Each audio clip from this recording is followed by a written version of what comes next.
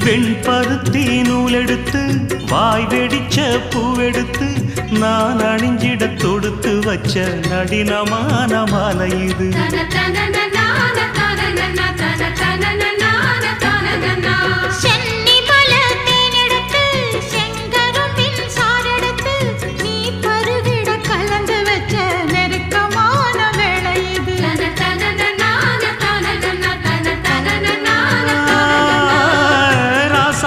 உடம்பிருக்கும் ரவிக்க துணி நானாக அன்னாடம் சூடி கொள்ள ஆசை வச்சாகாதா.